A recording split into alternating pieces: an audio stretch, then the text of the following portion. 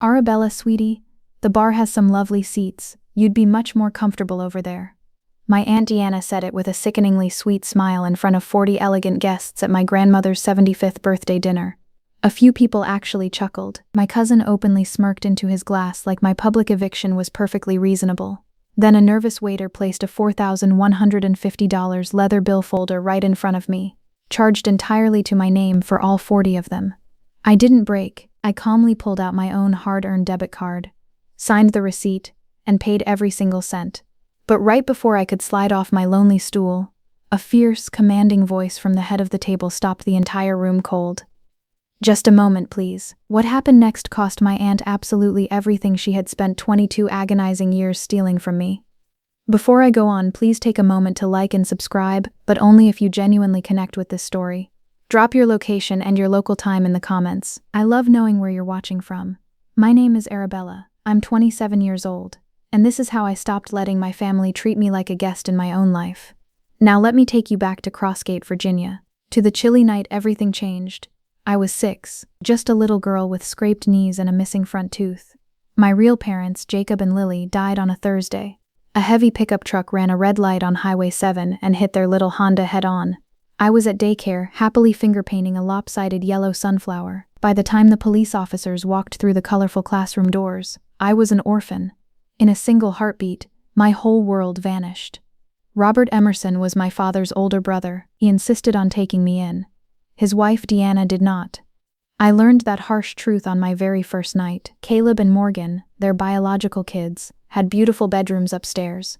They had matching fluffy bedspreads, glow-in-the-dark stars pasted on the ceilings, and soft nightlights shaped like friendly animals. My room was in the unfinished basement, right next to the washing machine. It had a freezing concrete floor and a tiny window the size of a shoebox. Some nights, the heavy metal dryer would kick on at 3 in the morning. I'd lie there in the dark, clutching my thin blanket, listening to it thump, thump, thump, thump. It sounded like a second heartbeat. That rhythmic thud became the soundtrack to my survival. It was a constant, breathless reminder that I was buried underground, hiding in the shadows, while the real family lived upstairs in the warm light. Deanna never hit me. She was far smarter than that. Her cruelty lived in tiny, invisible omissions, the kind no one else sees unless they're the one being erased. 4 plates set on the dinner table instead of 5. "Oh, Arabella, I keep forgetting. Grab one yourself," she would say, her voice light and breezy. Or the family photos, framed perfectly on the mantel, lining the stairwell, printed on glossy Christmas cards. Caleb grinning brightly, Morgan in cute pigtails, Robert with his arm wrapped tightly around Deanna. I was in none of them. It was like I didn't exist at all. When I was 9, I finally gathered the courage to ask why. Deanna looked at me like I'd asked why the sky was blue. "Those are family portraits, Arabella," she said gently. That soft, gentle tone was the absolute worst part. The neighbors thought Deanna was a saint. That brave woman took in her husband's poor niece, gave up everything. I heard those whispers at church, at the grocery store, at the school pickup line.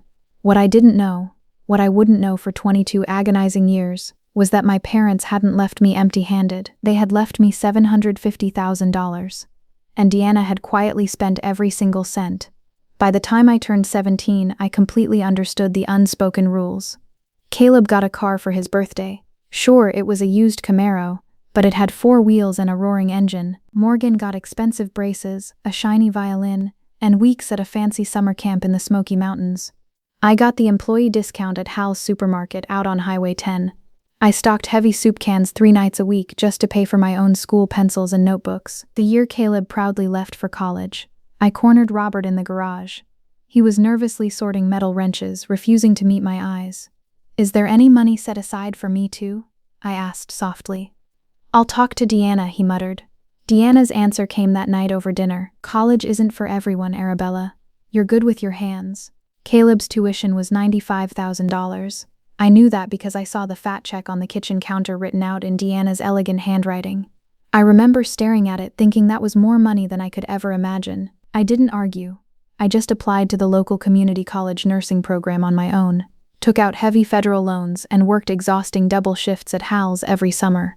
I really should have seen the cracks earlier. When I was 19, I walked into Deanna's plush bedroom looking for a misplaced utility bill. Instead, I found a bank statement lying wide open on her vanity mirror. At the very top, printed in bold, undeniable black ink. Arabella Emerson Trust. My breath hitched. My heart completely stopped. A trust? For me? But before my racing brain could even process the dizzying numbers on the page, Caleb barged in. He snatched the paper right out of my trembling hands. Suddenly, Deanna materialized in the doorway. Her voice dripped with venomous condescension. That's Caleb's graduation investment account, Arabella. We simply put your name on it for tax loopholes. Don't go snooping like a dirty thief in a house that feeds you. They completely tag-teamed me. They twisted my reality until the room spun, forcing me to choke out an apology for discovering my own stolen future. The sickly adrenaline of that memory never really faded. The holidays were always the hardest because of the photos. Every Thanksgiving and Christmas, Deanna staged her flawless family portrait right in front of the crackling fireplace. She'd hand me the heavy camera. You're the best photographer in the house, Arabella. So I'd frame them. Caleb in his expensive college hoodie, Morgan showing off her new diamond earrings, Robert looking stiff in his flannel shirt, Deanna beaming brightly right in the center. I'd press the cold shutter button. The bright flash would go off, freezing them exactly the way Deanna wanted the world to see them. A perfect, complete family, with me safely trapped on the other side of the lens. But there was one person in that bloodline who never forgot me. One person who set a place for me at her table every single time, without ever being asked. Eloise Emerson was 75 years old, barely 5'3", and the only human being who made me feel like I actually had a right to breathe the air. She was Robert's mother, a retired school teacher. Her cozy cottage kitchen always smelled like warm cinnamon, and she had a soothing voice that could silence a chaotic room without rising above a gentle whisper.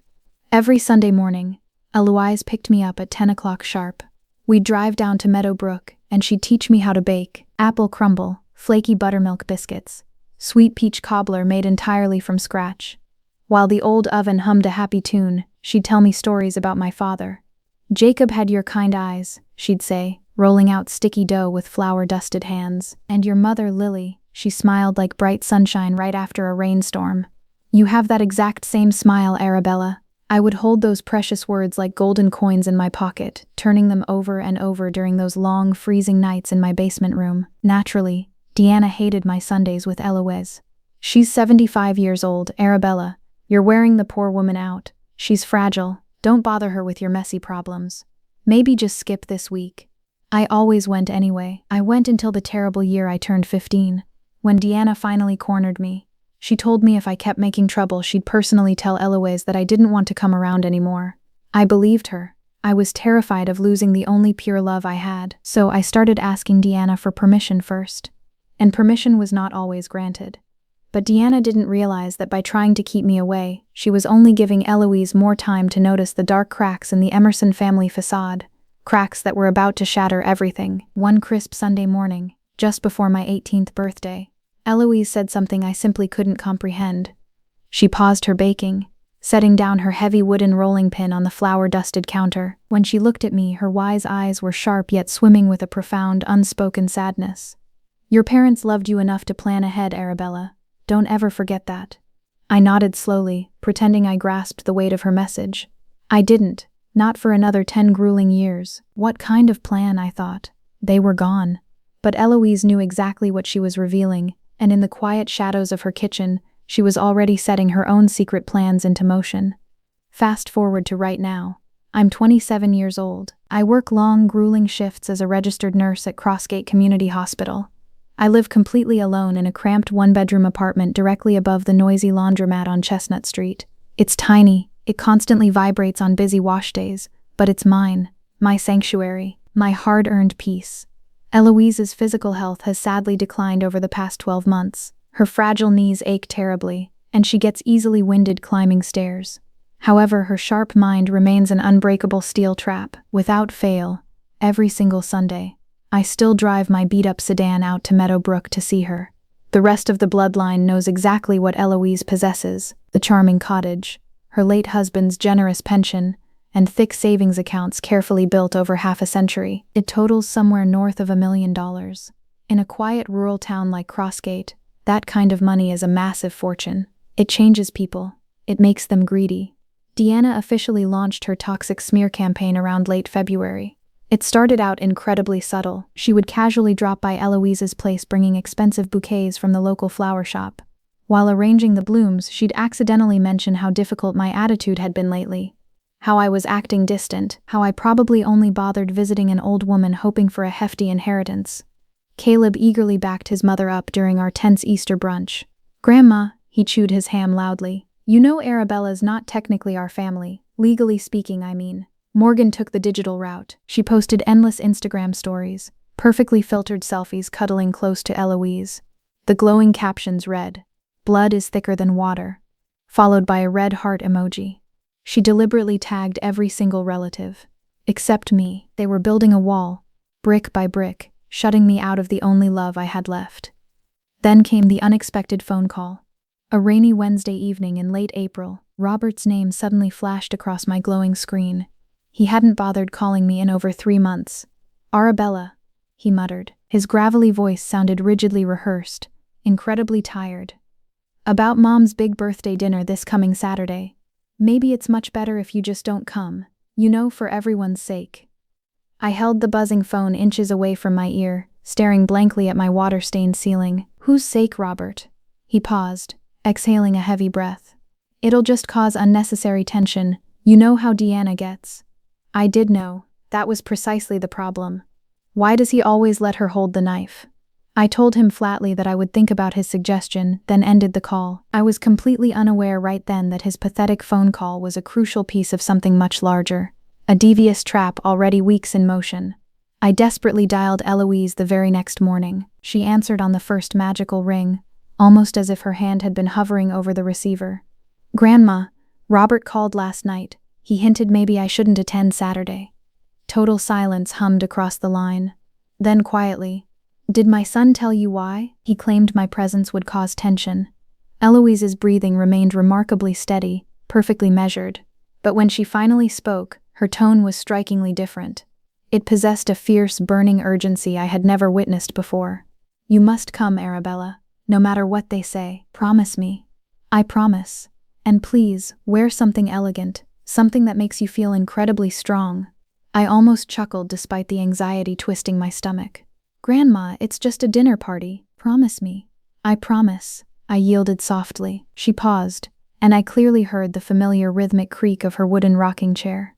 "I love you, my sweet girl, far more than you will ever know." She abruptly hung up before I could ask why her usually calm voice was violently shaking. She's terrified, I realized, or she's preparing for war. That Saturday evening, I stood paralyzed in front of my tiny closet for 45 minutes. I didn't own much luxury. Exhausted nurses rarely need glamorous formal wear, but hidden away tucked in the dusty back was a sleek dark navy dress I'd purchased for a close friend's wedding 3 years prior. It was simple, perfectly fitted, and elegantly understated.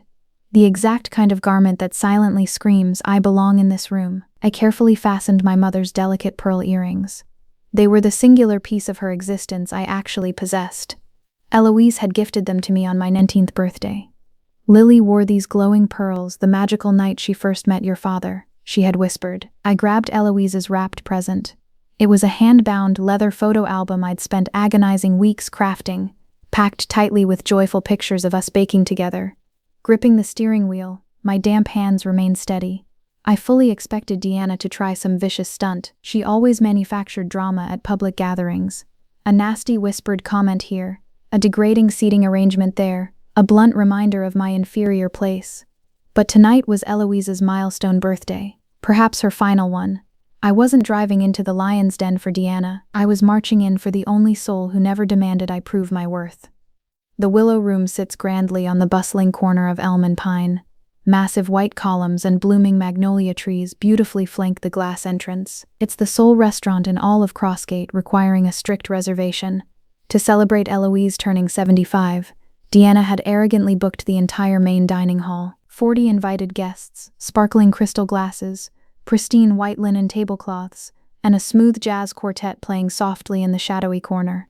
Arriving 15 minutes early, I gently placed my wrapped gift on the mahogany table near the tall double doors.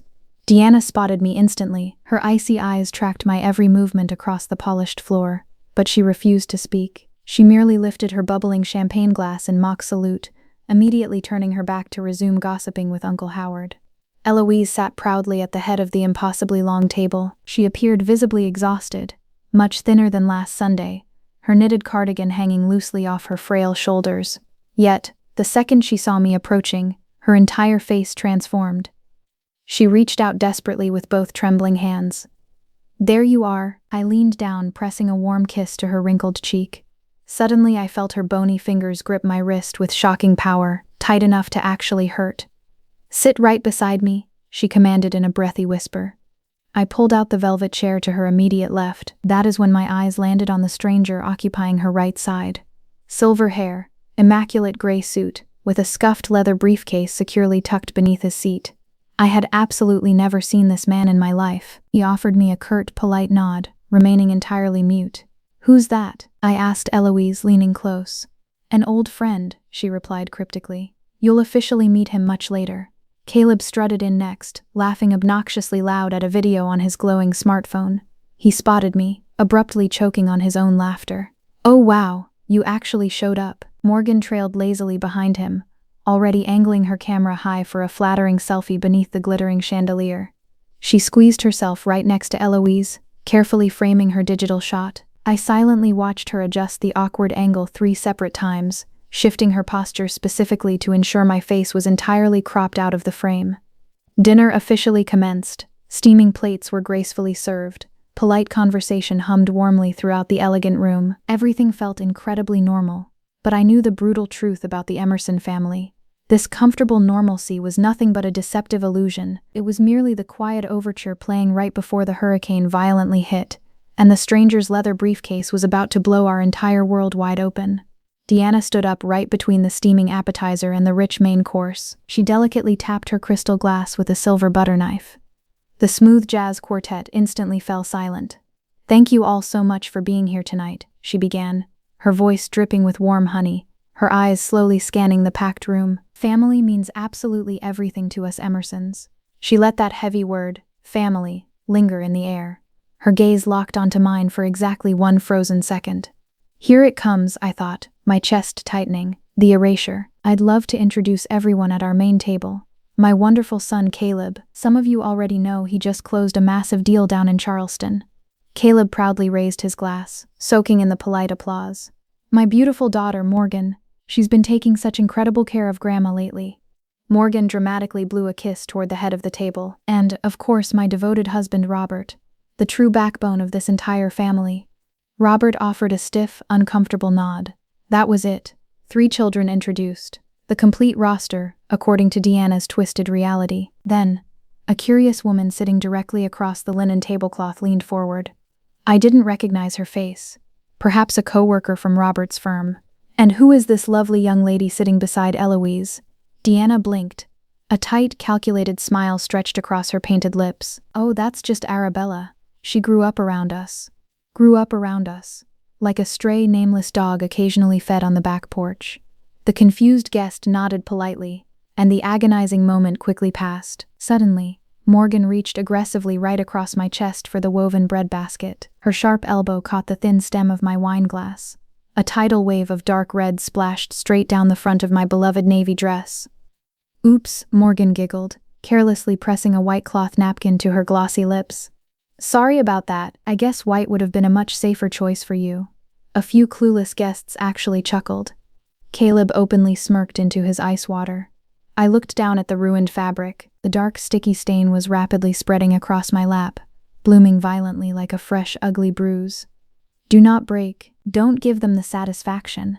I kept my face entirely blank.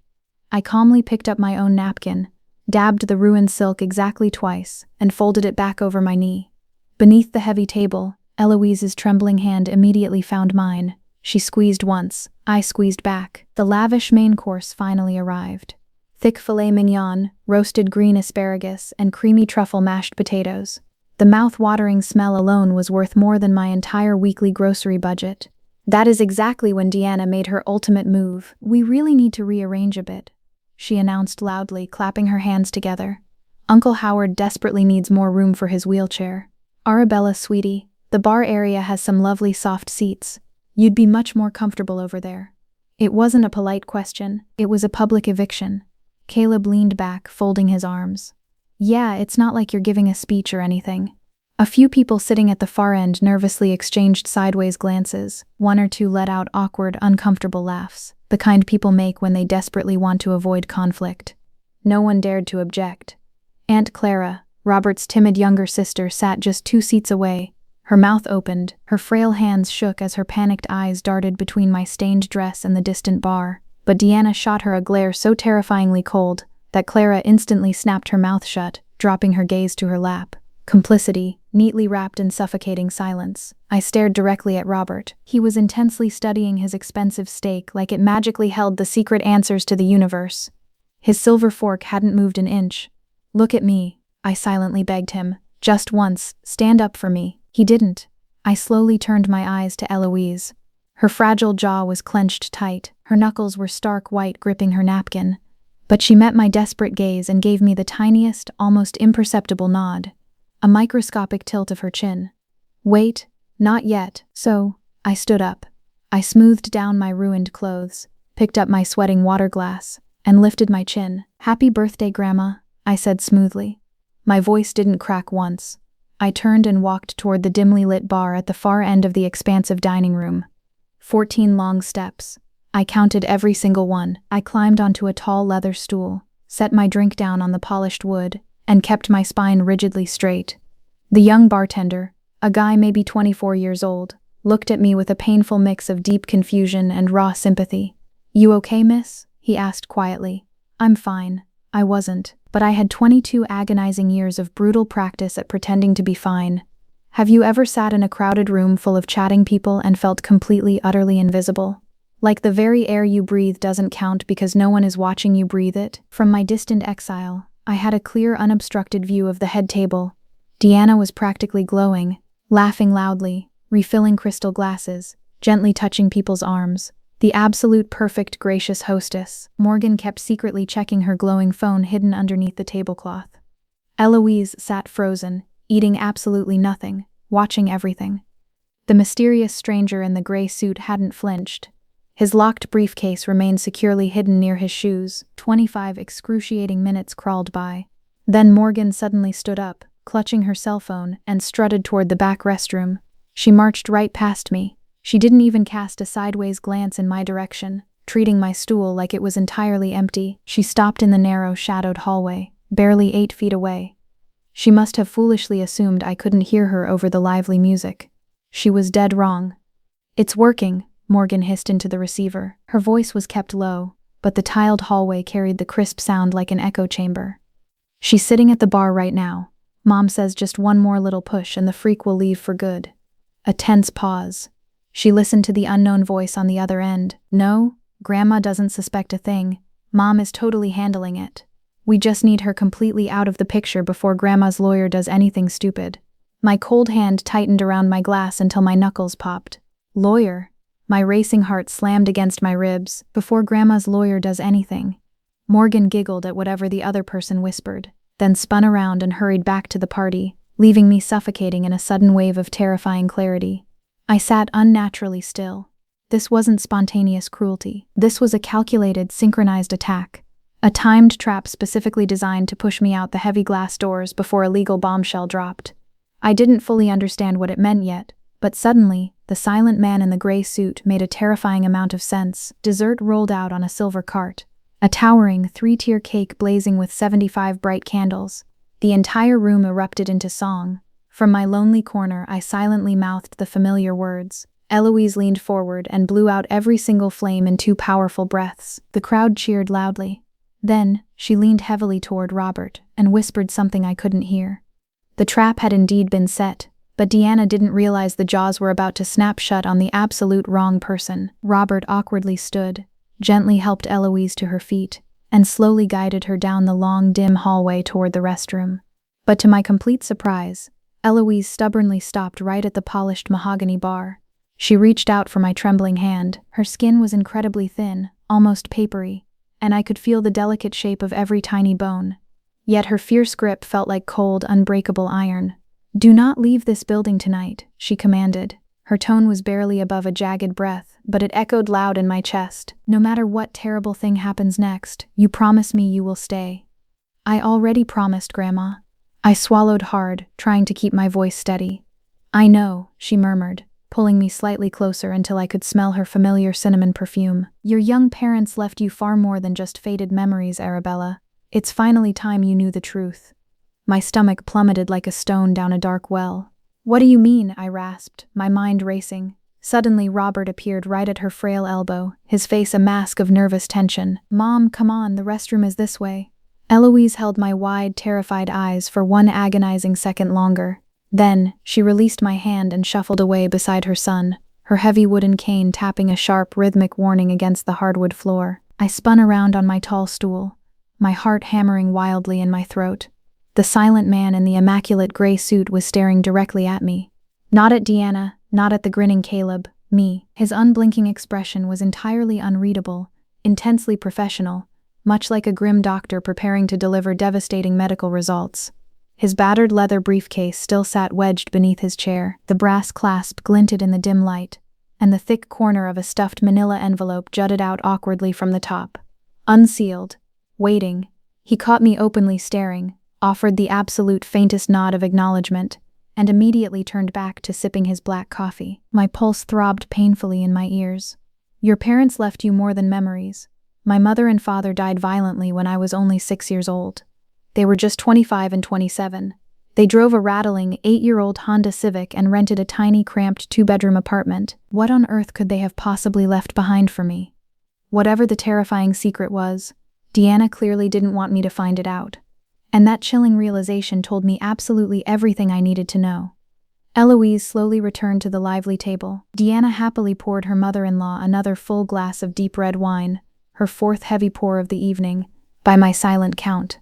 The lavish party should have naturally wound down by now. Exhausted guests were subtly checking their gold watches and quietly reaching for their heavy winter coats draped over chairs. But Deanna wasn't finished. She arrogantly stood back up, her crystal glass raised high in the air, her flushed cheeks glowing with malicious triumph. I just want to say one final, important thing to you all. She swept her manicured arm grandly across the cluttered table. Being a devoted mother is truly the hardest job in the whole world. And sometimes you generously take on heavy burdens that aren't even yours. A few gullible guests murmured in sympathetic agreement. When Robert's poor brother died so tragically, we eagerly took in his orphan daughter. Deanna dramatically pressed a trembling hand over her heart. No one else in the world would. We selflessly gave up our peaceful vacations. We drained our hard-earned savings. We sacrificed our private space. Our very lives, really. A sweet-looking older woman near the far end of the long table spoke up gently. That's Arabella, right? She seems like such a sweet, quiet girl. Deanna tilted her head, a vicious sneer slowly replacing her warm, practiced smile. The expensive wine was finally making her dangerously honest. Sweet? Oh, please. She's been lazily riding our generous coattails for 22 agonizing years. She let out a sharp, loose laugh. It was an incredibly ugly, grating sound. Her pathetic parents left her absolutely nothing, not a single dime to her name. We raised that ungrateful stray from zero. The entire room went dead still. Her parents left nothing. The brutal words floated clearly from 14 steps away. Over the soft jazz music, over the clinking of delicate silverware, over everything else in my shattered life. My beautiful mother and father, dead at 25 and 27, resting peacefully in Crossgate Cemetery, Plot 18, and Deanna was actually standing in a crowded room full of respected people, loudly declaring them deadbeats who had completely abandoned me. But that was a massive, filthy lie. I didn't know the exact details of how yet, but Eloise's urgent warning was still ringing loudly in my ears like a fire alarm. My stained hand violently trembled, but definitely not from sadness. I had silently choked down every nasty insult for 22 suffocating years. Every single forgotten dinner plate, every missing family photo, every agonizing she just grew up around us. But publicly trashing my dead parents, speaking about them like they were worthless garbage, that was the absolute uncrossable line, and Deanna had just gleefully stomped right over it. Suddenly, the young, polite waiter nervously appeared at my elbow. "Excuse me, ma'am," he mumbled. He looked incredibly uncomfortable, his eyes darting toward the floor. He carefully set a thick black leather bill folder directly on the sticky bar top in front of me. I slowly peeled it open. $4,150. 40 hungry guests. Thick, premium filet mignon, endless bottles of imported Pinot Noir, and sparkling French champagne, a massive, custom-made 3-tier birthday cake. And every single, agonizing cent of it was charged straight to my personal name. Mrs. Emerson arranged for the entire reservation under your name, ma'am, the nervous waiter explained in a hushed whisper. She personally provided your credit card for the initial deposit. My card? The dusty, unused supplementary emergency card Deanna had begrudgingly added my name to when I turned 18. I had completely stopped using the pathetic thing years ago. I honestly forgot the plastic even existed. Deanna clearly hadn't. I snapped my head up and stared furiously at the main table. Caleb was grinning widely, openly watching my reaction over the rim of his water glass. Morgan had her glowing phone angled perfectly toward my face, silently recording my humiliation. Deanna caught my fiery eye across the room and smugly raised her wine glass in a nasty little toast. It was a vicious salute, a blatant dare. 40 pairs of eyes were now quietly watching me, waiting to see if I would finally break. I took a slow, deep breath. I calmly popped open my worn wallet, pulled out my own personal debit card, my actual, hard-earned card securely attached to my tiny savings account, filled with the sweaty money I'd scraped together drawing blood and surviving back-to-back 12-hour hospital shifts. I handed the worn plastic firmly to the waiter. "Thank you very much," I said, my voice shockingly clear. "You can go ahead and run this." He hesitated, his eyes wide. "Ma'am, are you absolutely sure about this?" "I'm completely sure." He quickly took the card. I forcefully signed the printed receipt, generously tipping him 25%.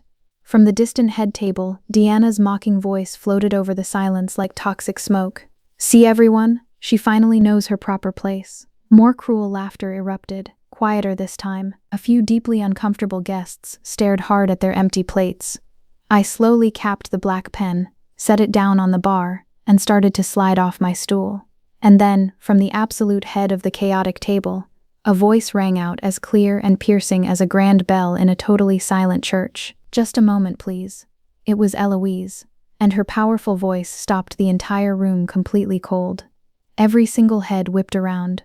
Eloise slowly pushed back her heavy wooden chair. The silent man in the gray suit instantly stood up first, politely offering his strong arm. She gripped it firmly, steadied her trembling frame, and straightened up to her full, towering 5'3". The live jazz quartet had awkwardly stopped playing right between songs. The eerie timing was completely accidental. Or, knowing Eloise, maybe it wasn't. The only sound left in the massive hall was the faint, nervous clink of someone dropping a silver fork against fine china. Eloise slowly looked around the breathless room, exactly the way she must have glared down a chaotic classroom of restless, disobedient children 50 years ago. Patient, incredibly firm, and absolute. "Before anyone dares to leave this building tonight," she announced clearly, her eyes burning into Deanna, "I have something extremely important to say. It is, after all, my birthday." Deanna's smug, painted smile violently flickered. "Mom, please, it's been an incredibly long, exhausting night. You really should go home and rest now." "Sit down, Deanna." 3 simple words. No screaming volume, no visible anger, just the terrifying, bone-chilling authority that only comes from 75 long years of absolutely never bluffing. Deanna immediately sat. Eloise slowly turned her gaze back across the room, locking eyes with me. "Arabella, come back to this table right now, sweetheart." I didn't move, but as I stared at the manila envelope jutting out of the briefcase, I knew my entire 22-year nightmare was about to explode. 22 long years of cruel conditioning will do a terrible thing to a person's brain. It will freeze you completely in place, even when someone who truly loves you is desperately reaching out. "Don't move. Stay invisible. It's safer in the shadows." But Eloise firmly held her wrinkled hand toward me across the silent dining room. Something fierce and urgent in her glowing eyes said, "Now." I forced my shaking legs to move. I walked slowly back toward the head table. Caleb nervously shifted in his velvet seat, suddenly looking like a frightened little boy. Morgan quickly lowered her glowing phone, the smug smile completely melting off her painted lips. Eloise patiently waited until I was standing right beside her tall chair. Then, she gently placed her warm hand on my trembling arm and spoke loudly enough for every single guest to hear. "You belong here more than anyone else at this table." The heavy silence that followed was the thickest, most suffocating quiet I have ever felt. It felt exactly like the massive room itself was holding its breath, terrified to exhale. Then, the mysterious man in the gray suit made his big move. He calmly reached beneath his chair, pulled out his scuffed leather briefcase, and set it heavily onto the pristine white tablecloth. Click, click. The brass latches snapped open like tiny gunshots. He reached inside and pulled out that thick manila envelope, placing it right next to Eloise's untouched slice of cake. Nobody was chuckling now. The cruel mocking had completely died. Eloise rested one frail hand firmly on top of the stuffed envelope. Deanna just proudly told this entire room that Arabella's sweet parents left her absolutely nothing. She paused, letting that ugly, toxic sentence hang in the cold air. I would like to correct that vicious lie right now. She nodded toward the quiet man beside her. This is Timothy Garrison. He has been my personal attorney for 10 long years. Timothy smoothly adjusted his wire-rimmed glasses. His tone was totally flat, purely factual. It was the chilling voice of a judge reading a guilty verdict. Jacob and Lily Emerson officially established a secure trust fund for their only daughter, Arabella, back in 2003, Timothy announced. The starting principal amount was exactly $750,000. It was a combination of life insurance payouts and their hard-earned life savings. Robert and Deanna Emerson were legally named as the custodial trustees. The crowded room didn't dramatically gasp, but I watched 40 different faces violently rearrange. First came deep confusion, then quick mental math, and finally, a slow, horrifying dawn of understanding. $750,000. My parents didn't abandon me to the wolves. They loved me. They planned for my safety. My chest heaved. I couldn't pull enough oxygen into my tight lungs. Eloise's powerful voice sliced right through the tension again. That massive sum of money was meant for Arabella's college education, her very first home, her entire future. She turned her head slowly, looking directly into Deanna's wide, panicked eyes, and every single penny of it is completely gone. Deanna's face instantly drained of all its rosy color. That's simply not true, Deanna stammered, gripping the table edge so hard her knuckles turned white. Mom, please. This is absolutely not the place for this kind of dramatic nonsense. Eloise didn't even blink. You chose this public place, Deanna. You specifically chose to humiliate my poor granddaughter in front of all these innocent people. So I will set the true record straight right here. Caleb suddenly shot to his feet. Grandma, stop. You're getting totally confused. You don't know. I have the official bank records, Caleb. Eloise's voice dropped to a quiet, lethal register. Sit down. Caleb practically collapsed into his seat. I couldn't even feel my own hands anymore. Timothy calmly opened the thick envelope and laid a massive stack of stamped papers right onto the linen tablecloth. These are notarized, legal copies of the monthly bank statements from the trust account, he stated coldly. Spanning 16 whole years, he flipped through the crisp pages in a rapid-fire sequence of ultimate betrayal. Morgan's brand new BMW, Caleb's expensive private college tuition, the luxury Aspen ski vacations, the massive Pine Court home renovations. Every single item hit my chest like a swinging hammer. The remaining balance was drawn incrementally over 18 years. Personal, unauthorized expenditures made directly by Deanna Emerson.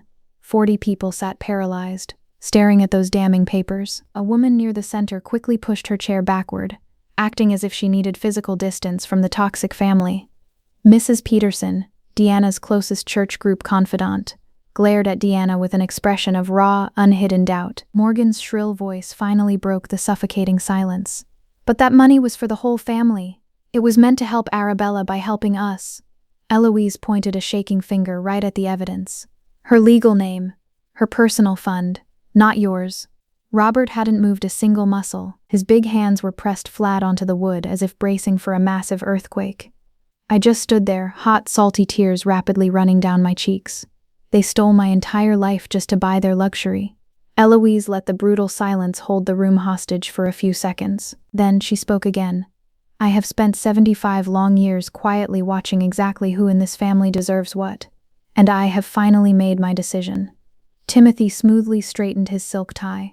Mrs. Eloise Emerson has formally revised her estate plan. Effective immediately, Arabella Emerson is named as her sole exclusive beneficiary. Absolute chaos erupted. Caleb violently kicked his chair backward, aggressively yelling right over the faint jazz music. You can't do this to us. Morgan instantly started crying loud, messy, dramatic sobs. Deanna's voice lashed out like a jagged blade. She's not even your real grandchild. Eloise turned to face Deanna incredibly slowly. She is my beloved son Jacob's daughter. She is far more Emerson than you will ever be, Deanna. Caleb jabbed an angry finger toward my face. This is sick manipulation. She's been secretly working on Grandma for years. Eloise didn't raise her voice.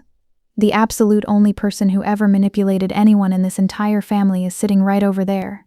She slowly pointed her heavy cane directly at Deanna. Robert just sat there, staring blankly at the flickering candles, looking exactly like a broken man helplessly watching his own house burn down from the inside. I slowly opened my mouth. I didn't ever ask for any of this, I whispered. My voice was surprisingly steady, though my soul was shaking. I just wanted to have dinner with my grandmother. Eloise reached deep into her soft cardigan. She gently pulled out a small photograph, creased from years of secret handling. A handsome young man with thick dark hair, grinning brightly, securely holding a little toddler in a bright yellow dress. Your father begged me to look after you, Eloise whispered, tears finally pooling in her wise eyes. I'm just keeping my promise. I reached out and took the warm photo, but as I stared at my father's smiling face, Timothy reached back into his dark briefcase. He wasn't finished, and the final document he pulled out was about to destroy the very last shred of the Emerson family's pride. I stared down at the glossy, faded paper, my father's bright, handsome face pressing lovingly against my tiny, chubby cheek. I was wanted. I was actually cherished. That single beautiful thought wrapped around my freezing soul like a thick, warm blanket. But the devastating truth wasn't fully uncovered yet. Deanna violently shoved her heavy chair backward. It hit the painted wall with a sharp crack that made the young bartender physically flinch. This ridiculous dinner is completely over, she barked. She snatched her expensive designer purse off the floor, then spun wildly toward Eloise. You're clearly not in your right mind, old woman. We will have this garbage legally thrown out by Monday morning. Timothy Garrison didn't even blink. He calmly reached back into his dark briefcase and smoothly produced a second crisp document. He set it down gently, exactly like an expert card player laying a winning hand on the table. Mrs. Emerson was thoroughly evaluated just 4 weeks ago by Dr. Felicity Ross, a board-certified geriatric psychiatrist up in Richmond, Timothy announced. He adjusted his glasses. It was a comprehensive, rigorous cognitive assessment. He paused, letting the silence stretch. She is of completely sound mind. The official medical report is securely notarized and legally filed with the state. Deanna's jaw literally dropped. Her mouth opened, closed, and opened again like a suffocating fish. No sound came out. Finding herself utterly trapped, she whipped around and aimed her fury directly at me. Her tone was raw, completely stripped of its sweet honey. Stripped of everything except pure, unhinged venom. You did this, she hissed, pointing a trembling finger at my chest. You deliberately poisoned her against her own blood family. I looked at this vicious woman from across the stained tablecloth. My silk dress was still ruined with dark wine, my tired eyes were still wet with fresh tears, and my hands were still shaking slightly. But when I finally spoke, my voice rang out clean and unbreakable. I have been sitting silently at the distant bar for 3 solid hours, Deanna, I replied softly. When, exactly, did I manage to do that? A strange sound rippled through the crowded room. It wasn't loud laughter, nor was it a shocked gasp. It was something caught right in between, a massive, collective release of tension. Several uncomfortable guests looked firmly down at their expensive shoes. One older man nervously rubbed the back of his sweaty neck. Then Mrs. Peterson, Deanna's supposedly loyal friend, bravely stood up. She walked slowly toward the head table, leaned close to the frantic hostess, and asked a devastating question.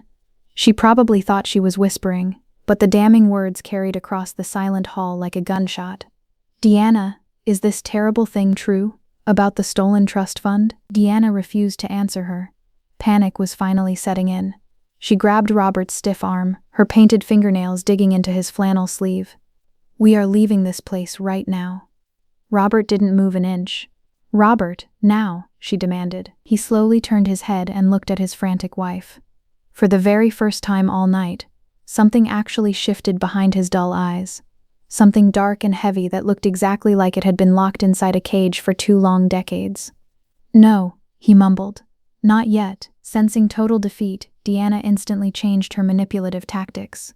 She switched gears the exact same way wild weather changes in Virginia. Sudden, total, and completely without warning. The toxic venom vanished. Her tense shoulders dramatically dropped, Her chin began to quiver perfectly. Fake, glossy tears magically pooled in her wide eyes. And when she finally spoke, her voice was a fragile, quivering thread. "I gave up absolutely everything for that poor girl," she sobbed, pressing a dramatic hand right over her heart. 22 grueling years, my vibrant youth, my endless energy, my hard-earned savings.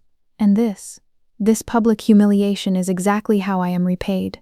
Caleb quickly rushed over, wrapping a protective arm around her shaking shoulders. "It's okay, Mom. We'll fight this lie in court." Deanna turned her watery gaze toward the remaining stunned guests. She maliciously turned a sick, confused old woman against her own devoted children. "This is horrible elder abuse. You are all my witnesses tonight."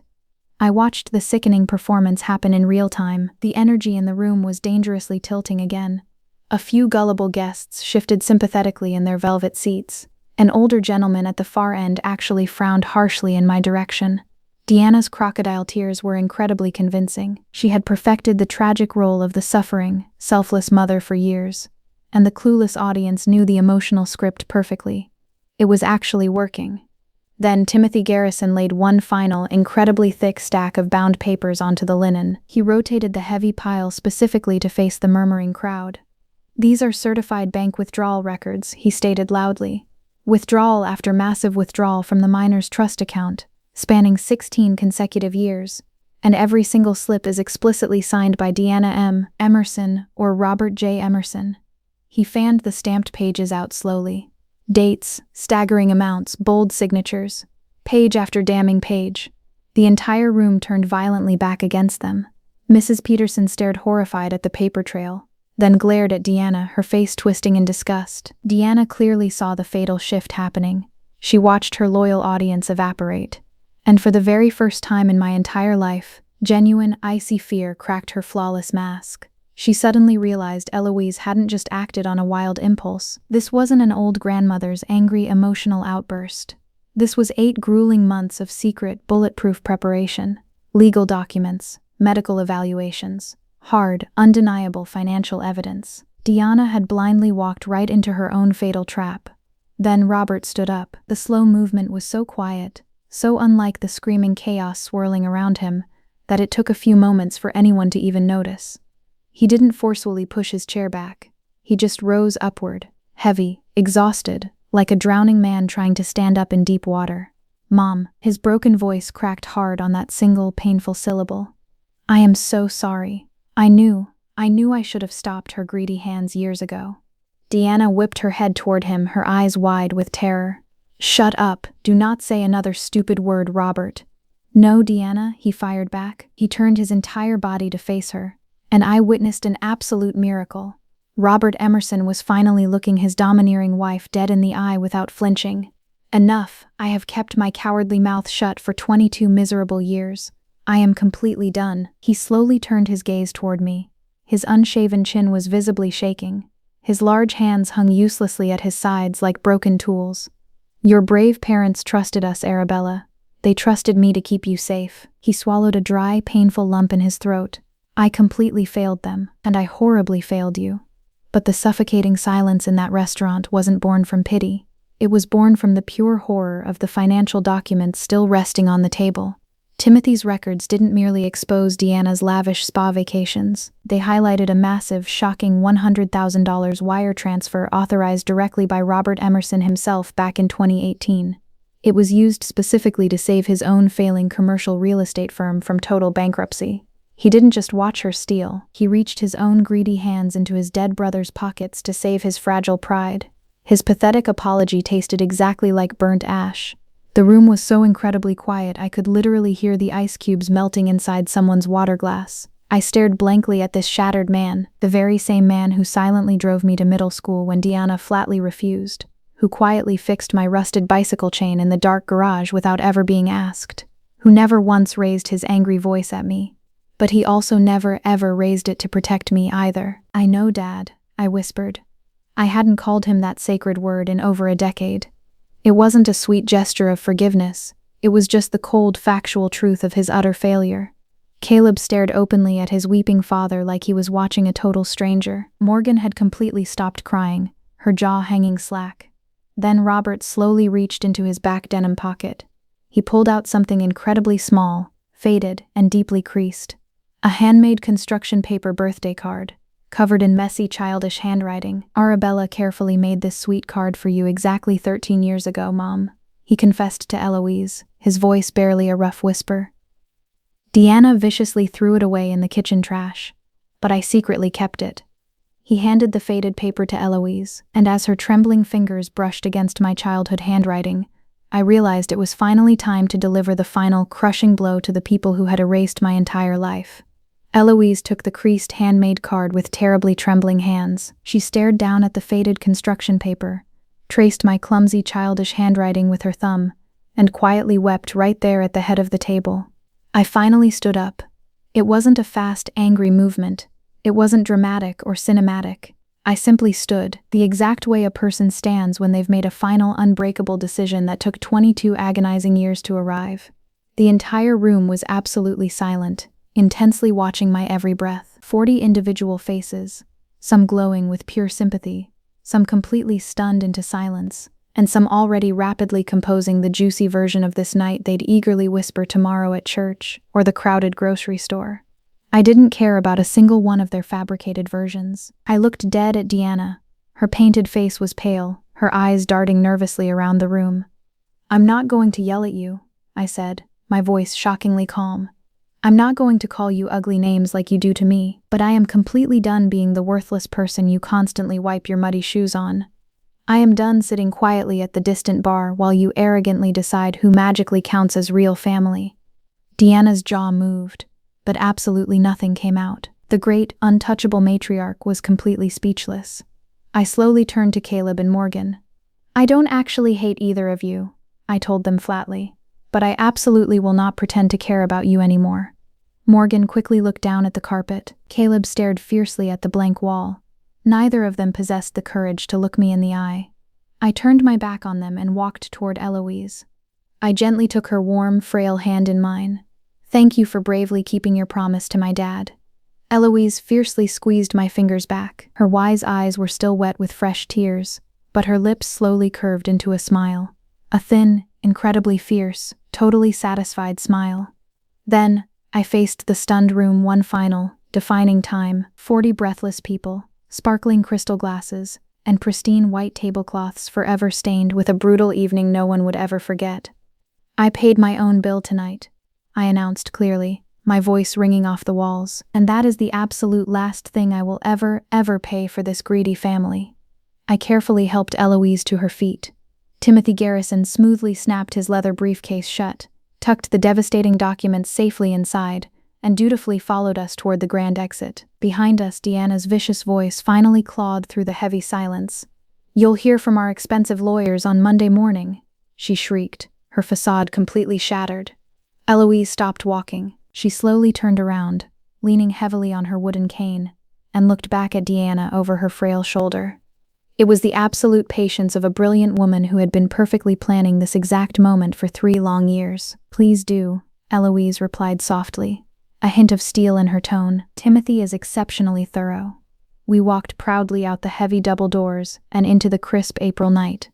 The air tasted cold, incredibly sharp, and beautifully clean.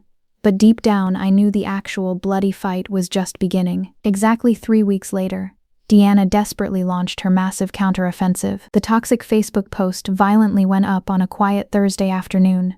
10 rambling, emotionally manipulative paragraphs of carefully crafted victimhood. She tragically described herself as a loving, selfless mother who had sacrificed her entire existence for an incredibly ungrateful, gold-digging adopted child. She passionately wrote about Eloise's supposedly declining mind and my dark, calculated manipulation of a deeply vulnerable elderly woman. She shamelessly used the explosive phrase elder abuse 4 separate times in bold text. In a tiny, gossipy town of barely 11,000 people, that venomous post spread like wildfire through bone-dry grass. By Friday morning, it already had 300 rapid shares. People I had known my entire life started suddenly looking at me differently. A friendly fellow nurse at the busy hospital nervously cornered me in the break room. Her voice dropped to a low whisper. "Arabella, is it actually true about your sick grandmother?" An elderly neighbor practically sprinted across the busy street when she saw me walking toward her. The social isolation was instant and brutal. Then came the heavy legal assault.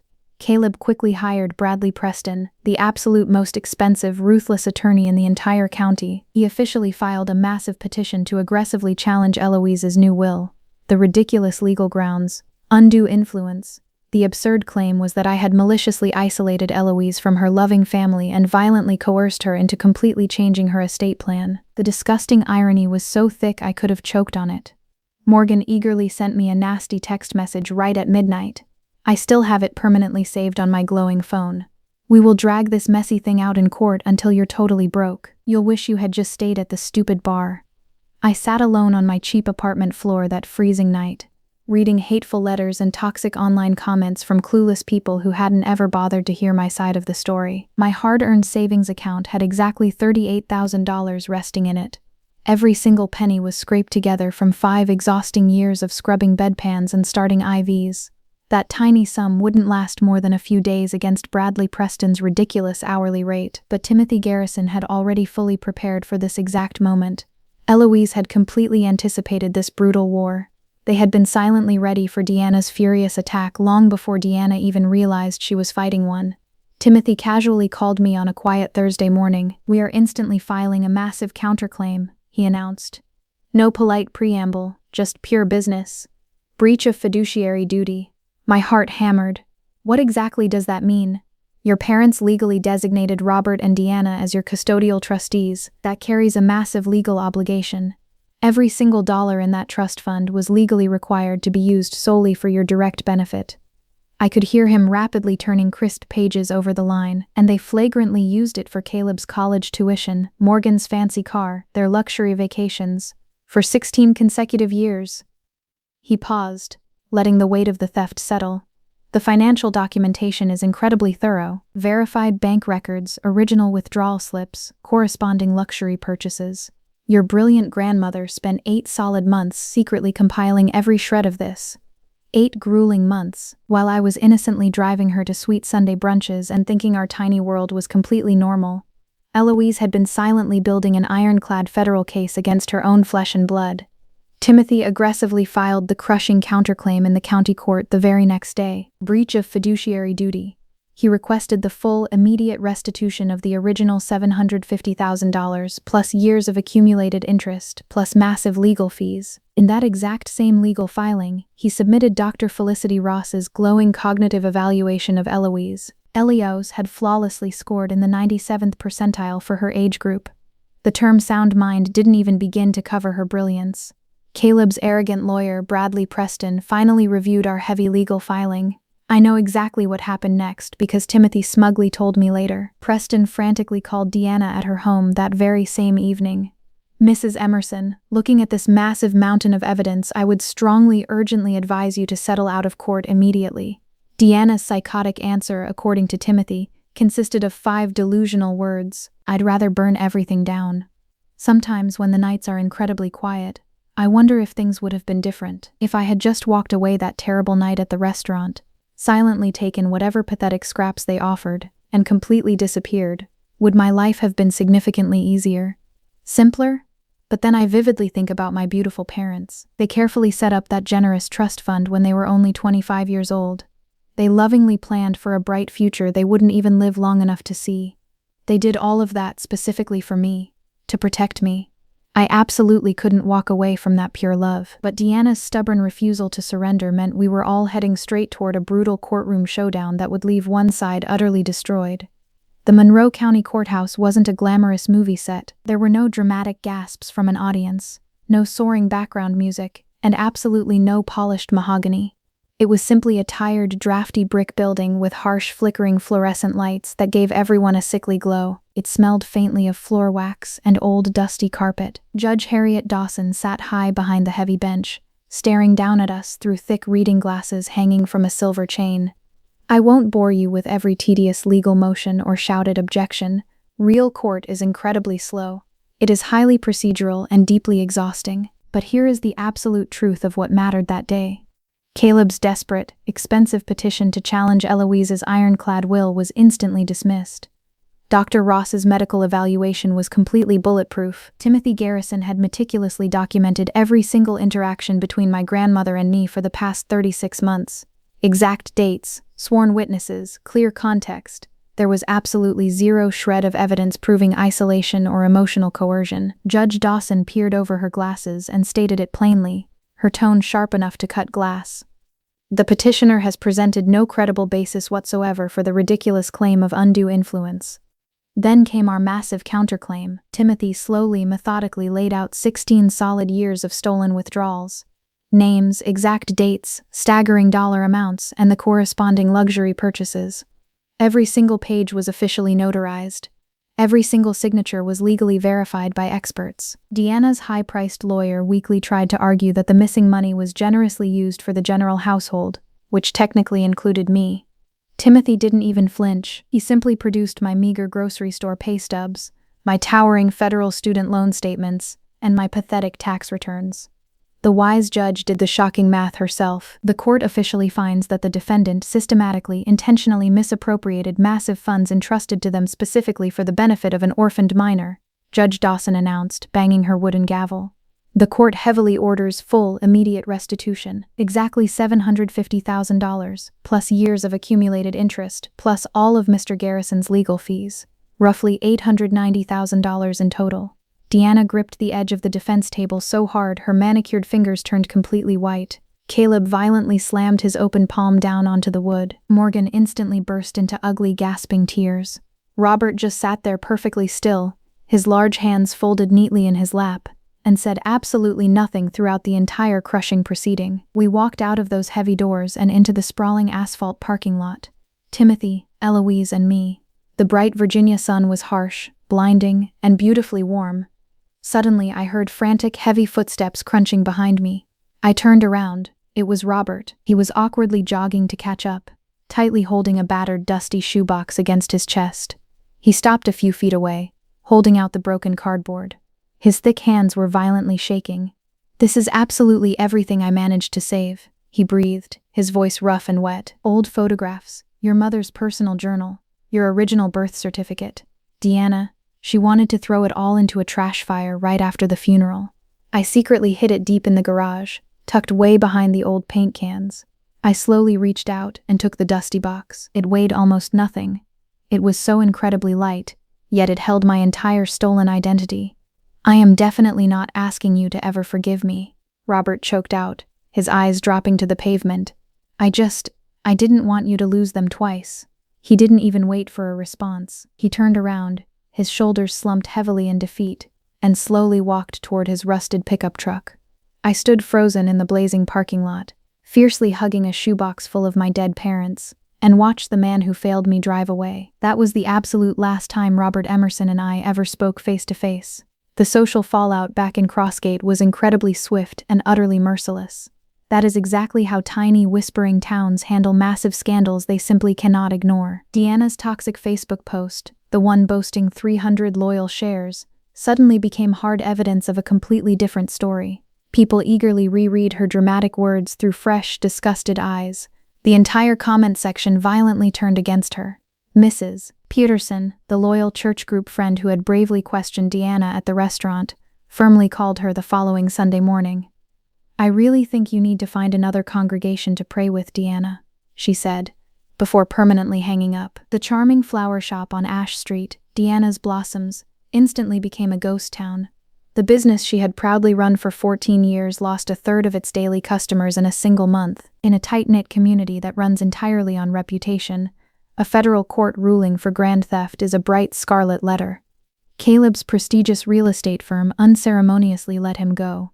His wealthy boss didn't explicitly cite the brutal court case directly, he just coldly stated, "If a man cannot manage his own family's private finances, how on earth can our wealthy clients trust him with theirs?" Morgan, a girl who had never held a real job longer than 90 days, suddenly lost her only source of income, Deanna's stolen bank account. Desperate for cash, she applied to work at the local grocery store out on Highway 10, the exact same dusty store where I had numbly stacked heavy cans when I was 17. Karma truly spins a perfect circle without anyone ever having to push it. Even after the crushing ruling, Deanna's twisted version of events still floated around certain dark corners of the county. Some stubborn people will fiercely believe the very first lie they hear, completely ignoring whatever hard truth comes after. I was still considered a ruthless gold digger to a tiny handful of ignorant neighbors. Then Natalie got fiercely involved. Natalie Bennett had been my fiercely loyal best friend since the 11th grade. She was now an investigative reporter working at the Crossgate Gazette. She didn't write a sweet defensive puff piece to protect my feelings. She didn't pen a vicious hit job against the Emersons either. She wrote a brilliant, straight, fact-based article. She published the public court records, the damning bank statements, the undeniable timeline, no personal opinion. Just pure blinding truth laid out chronologically in black ink. It ran proudly on the front page of the Wednesday morning edition. In a rural town that still religiously reads its local paper over morning coffee. That article changed everything. The new comment section and the flood of letters to the editor completely buried Deanna's old Facebook lies. This time, the public actually had the receipts. But what honestly surprised me the most wasn't the loud public support. It was the deeply private kind. Thick envelopes started arriving at my tiny apartment above the laundromat. Handwritten notes, mostly from other adopted or foster kids scattered across the county. They were grown adults now, bravely sharing childhood stories I instantly recognized like dark reflections in a cracked mirror. The cruel double standards, the missing family photos, the exhausting gratitude constantly expected just for basic human shelter. One woman wrote a sentence that broke me completely. I was aggressively told my entire life that I was incredibly lucky to be taken in. Reading your brave story made me finally realize that lucky was their controlling word, not mine. However, buried deep within that towering stack of mail was one official envelope I definitely didn't expect. It was stamped from a prestigious law office up in Richmond, a man named Gregory Hayes. He had been my parents' original attorney. I desperately tried to contact you the second you turned 18 to inform you about the trust account, his letter read. All of my certified letters were instantly returned. I strongly believe they were maliciously intercepted. I am so deeply sorry I couldn't reach you sooner. But the horror was so much worse than just stolen mail. His letter meticulously detailed how Deanna had actually colluded with a corrupt, soon-to-be-fired local branch manager. Together they had submitted totally fraudulent medical documents and blatantly fake signatures to a judge. They legally declared me mentally unfit to assume control of my own money at age 18. They had built an impenetrable fortress of lies specifically to lock the honest lawyers out of my life forever. The sheer malice of it completely stole my breath. The very first Sunday after Natalie's explosive article ran, I grabbed my car keys and drove straight out to Meadow Brook, but as my tires crunched against the gravel of Eloise's quiet driveway, I had absolutely no idea that the most beautiful, heart-stopping secret of this entire journey was waiting for me right on her front porch. Eloise was patiently waiting on her wooden porch. Her favorite rocking chair moved in that slow, soothing rhythm I had known since I was 6 years old. 2 steaming cups of Earl Grey tea sat waiting on the tiny side table. She always set out 2 delicate cups before I arrived. Always. I climbed the creaky steps and sat down heavily, practically melting into the wicker seat. I didn't speak for a long while. The ancient dogwood trees in her front yard were gloriously blooming. Their pink and white petals looked incredibly fragile blowing in the wind, yet they were undeniably tough enough to survive the harshest Virginia spring. Just like us, I thought, letting the warm breeze wash over my tired face. How long did you actually know? I finally whispered, breaking the morning silence. Eloise calmly wrapped both frail hands around her painted teacup to absorb the heat. 3 long years. I accidentally found a hidden bank statement shoved deep inside Robert's locked desk drawer. I was just searching for a spare pen. The account boldly had Arabella Emerson Trust printed right across the very top. The remaining balance was exactly $43. My lungs instantly tightened. $43. From $750,000. I spent 8 exhausting months quietly confirming everything, Eloise continued, her wise eyes distant. I secretly called Gregory Hayes. I aggressively contacted the local bank branch. That is exactly where I found Timothy.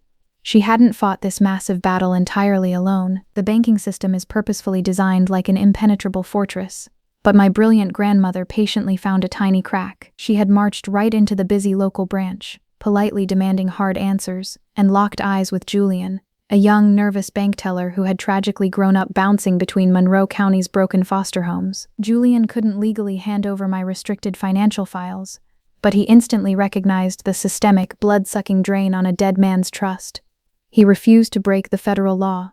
Instead, he bravely bent the rigid rules of survival. He casually slid a yellow sticky note right across the polished mahogany counter. It had Gregory Hayes' name hastily scribbled on it, Ask the lawyer about the 2008 guardianship extension, Julian had whispered, his terrified eyes darting nervously up toward the blinking security cameras, the specific one with the clearly forged signatures. Eloise looked at me, her face glowing with fierce pride. I just waited patiently for the absolute perfect moment to strike. Deanna arrogantly chose the fancy restaurant.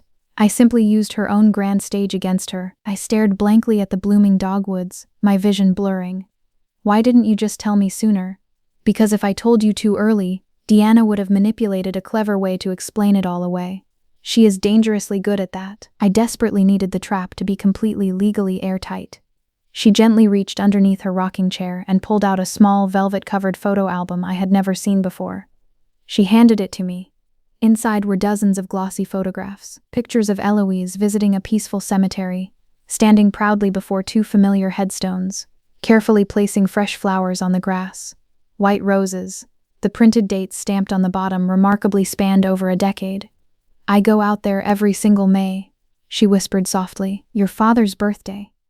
14 devoted years of quiet visits, pristine white roses every single time. I openly cried. Not the bitter, suffocating tears from the chaotic restaurant. These were the beautiful, cleansing tears you cry when someone finally proves that genuine love absolutely does not have an expiration date. Your sweet father would be so incredibly proud, Eloise said, gently wiping my wet cheek. Not because of the court money, simply because you stayed kind. 8 healing months later, I proudly stood inside the Crossgate Public Library. It was the exact same quiet building where Eloise used to take me for magical story hours when I was 7. Now I watched her excitedly cut a bright red ribbon, the massive banner hanging directly behind her rid. The Jacob and Lily Emerson Scholarship Fund. It was a rainy Tuesday morning. 50 eager people showed up to celebrate. Local school teachers, exhausted nurses from my hospital floor, and hopeful families from the county foster system. Timothy Garrison stood silently in the back row, his arms crossed, wearing something remarkably close to a genuine smile. I had purposefully used the massive restitution money, the original $750,000, to completely endow the new fund. Timothy expertly helped me structure it legally as a verified nonprofit. The core purpose was incredibly simple: unwavering educational support for struggling foster children and adopted kids trapped in Monroe County. College tuition, heavy textbooks, safe housing, whatever they desperately needed to build a bright life that didn't constantly require anyone else's toxic permission. Eloise gently nudged me to say a few words. I am just a quiet nurse, certainly not a polished public speaker, but I bravely stepped up to the microphone. My wonderful parents set up a trust fund when they were just 25 years old. I spoke softly, my voice echoing through the aisles of books. They were lovingly planning for a daughter they didn't know they wouldn't get to raise. I am finally using that gift exactly the way I truly believe they would have wanted, to safely help kids exactly like me. I looked out at the small, beautiful crowd. A young, tired-looking woman sitting in the second row was wiping away silent tears. Being adopted doesn't ever make you less than, I declared firmly. Being different definitely doesn't make you a heavy burden.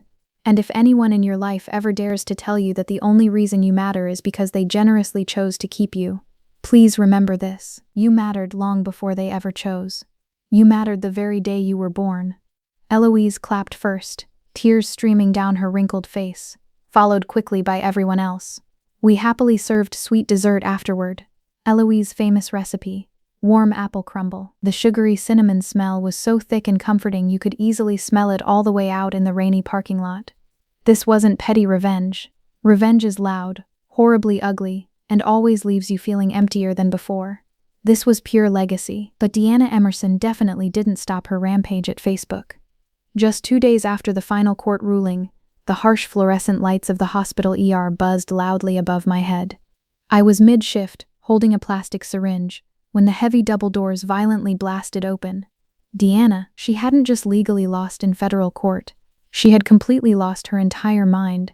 She practically stormed the busy nurses' station, screaming at the absolute top of her lungs about fake elder abuse. She hysterically called me a dirty thief, a disgusting parasite, screaming right in front of my sick, terrified patients. She slammed her fists on the polished desk, violently demanding my immediate termination from the hospital staff. In the dark past, I would have instantly shrunk away. I would have run to hide. But before I could even set down my plastic clipboard, my fierce charge nurse, Sarah, materialized out of thin air, Two massive hospital security guards instantly flanked the screaming woman in a single heartbeat. "This building is a sacred place of healing, Mrs. Emerson," Sarah stated, her tone dropping like freezing ice. "And you are a massive, dangerous liability." Deanna viciously clawed at the counter, locking her wild, bloodshot eyes with mine, desperately waiting for me to shatter.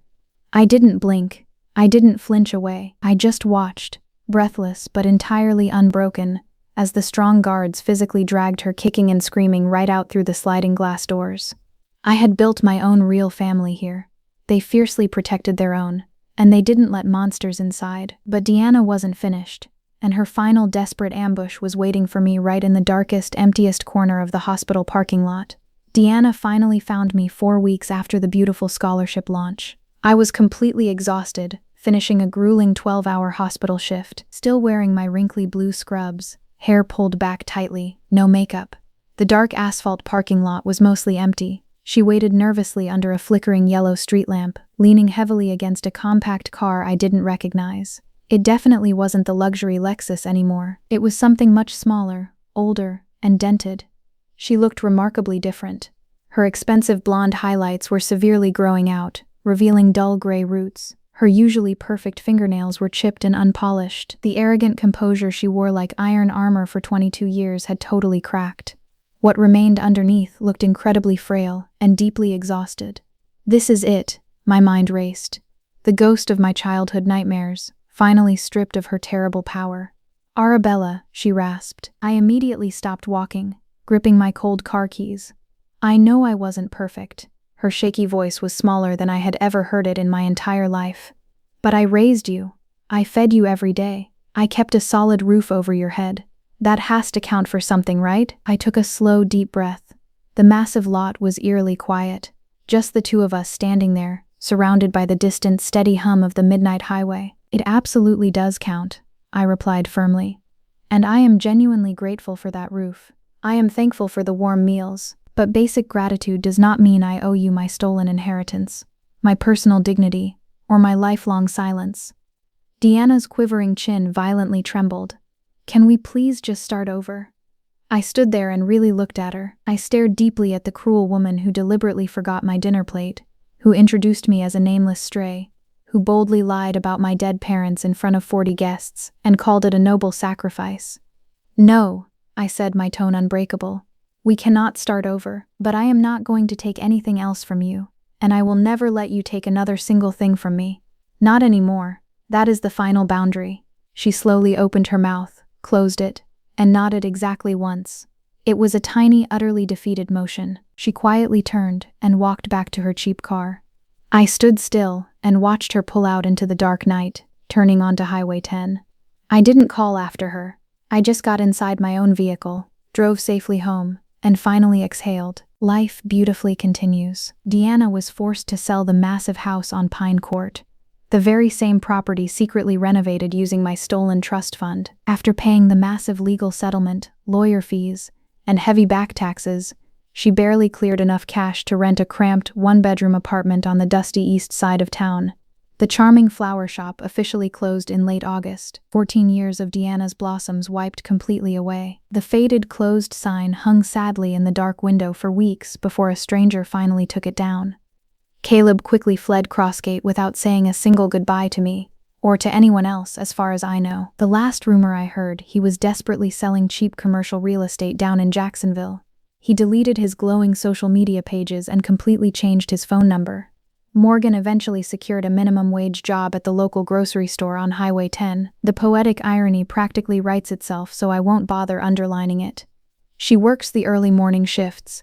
I occasionally spot her beat-up car in the crowded lot when I drive past. We never wave.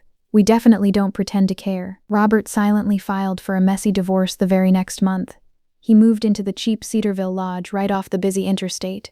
He faithfully sends me a long letter every single month, handwritten on yellow legal pad paper. He never asks for my forgiveness. He simply writes about attending intense therapy sessions, about the brave things he should have spoken out loud 20 years ago, and about painfully learning to sit with his crushing guilt instead of cowardly hiding from it. I actually read every single letter. I keep them safely tucked inside a wooden drawer beside my bed. I haven't written back yet. Honestly, I don't know if I ever will, but I also refuse to throw them away. That simple act feels like something important. Maybe one bright day it will finally feel like enough. Then came timid Aunt Clara. She nervously showed up at the noisy Chestnut Street laundromat, while I was peacefully folding my clean scrubs.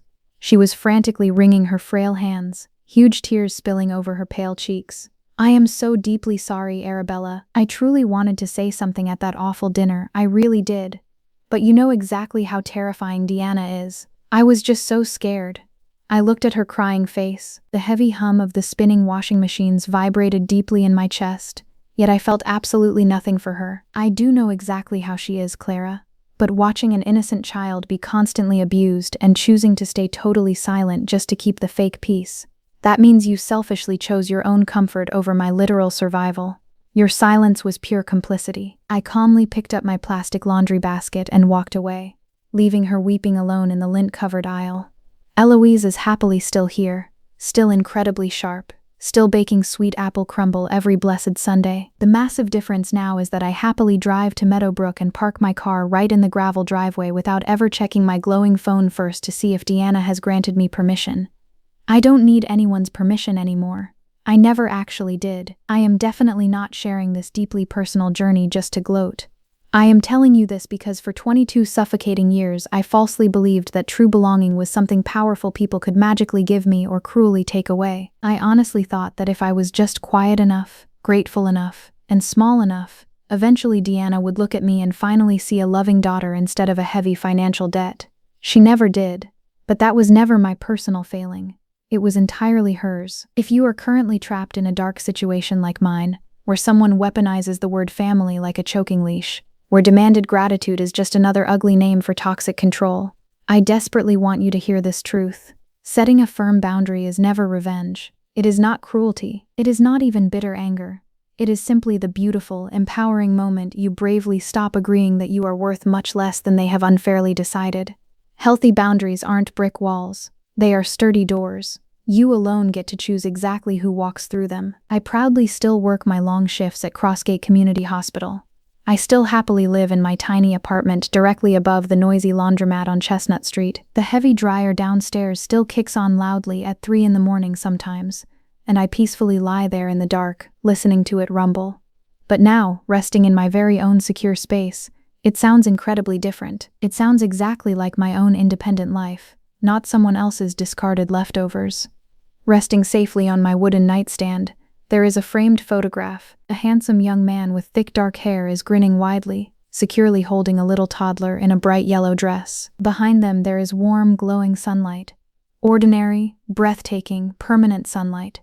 After 22 long years of wandering in the freezing dark, I finally feel like I am home. If you have ever been violently pushed into the shadows by the people who were supposed to protect you, remember this.